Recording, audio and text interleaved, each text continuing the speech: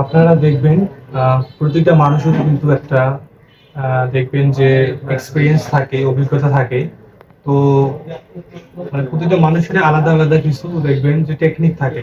তো আপনি কোনো একটা মানুষকে খুশি করতে পারেন অথবা কোনো একটা মানুষের সাথে ভালোভাবে সম্পর্ক তৈরি করতে পারেন অথবা কাউকে কোনো কিছুভাবে ম্যানেজ করতে পারেন। তো আপনার যে টেকনিকটা জানা আছে, তো আমার মনে হয় এটা মানে সবার সাথে শেয়ার করা ঠিক হবে।